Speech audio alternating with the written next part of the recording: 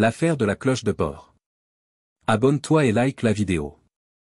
En 1967, la petite ville de Point-Pleasant, en Virginie-Occidentale, est plongée dans l'une des affaires les plus étranges et effrayantes de l'histoire locale. Connue sous le nom de « l'affaire de la cloche de bord », elle concerne une série d'événements surnaturels liés à un mystérieux artefact naval découvert dans la région. Tout commence lorsqu'un groupe d'adolescents en excursion le long de la rivière Ohio découvre une vieille cloche de bord en bronze partiellement enterrée dans la boue. Curieux, ils la déterrent et la ramènent en ville. La cloche, datant apparemment du XVIIIe siècle, porte des inscriptions en latin et est ornée de symboles marins. Les adolescents la montrent à leurs parents et voisins, intrigués par cette découverte inattendue.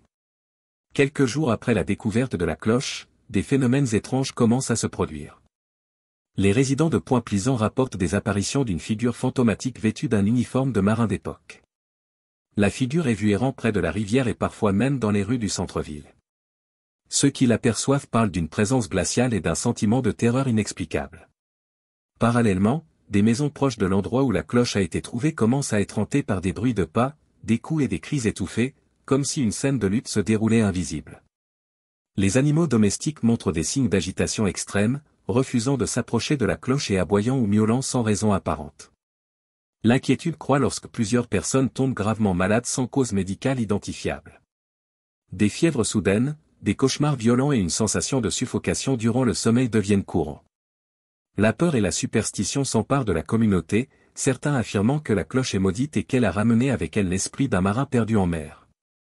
Un historien local, John Keel, se penche sur la question. En étudiant les inscriptions latines et les symboles marins, il découvre que la cloche appartient à un navire britannique disparu au cours d'une tempête en 1780. Le navire, le HMS Triton, avait à son bord une cargaison précieuse et une cloche de bord bénie pour protéger l'équipage. Mais lors de la tempête, le navire et son équipage furent portés disparus sans laisser de traces. Qu'il conclut que la cloche doit être liée à une sorte de malédiction maritime. Il propose de retourner la cloche à l'endroit où elle a été trouvée, espérant que cela apaisera les esprits perturbés. Cependant, avant que cela ne puisse être fait, la cloche est volée du musée local où elle était temporairement exposée. Peu de temps après, un incendie se déclare mystérieusement dans le musée, détruisant une grande partie des archives locales. La cloche réapparaît plusieurs semaines plus tard, enterrée de nouveau dans la boue près de la rivière, exactement à l'endroit où les adolescents l'avaient trouvée. Les phénomènes surnaturels cessent immédiatement après. Les résidents, convaincus que l'esprit du marin a trouvé la paix, érigent une petite plaque commémorative sur le site de la découverte, avertissant les générations futures de ne jamais perturber le repos de la cloche de bord. Avec le temps, l'histoire de la cloche de bord devient une légende locale, un récit effrayant transmis lors des nuits d'hiver. Les anciens de Point-Pleasant rappellent encore aujourd'hui cette période troublante, se remémorant les apparitions, les bruits étranges, et la sensation oppressante qui avait envahi leur ville.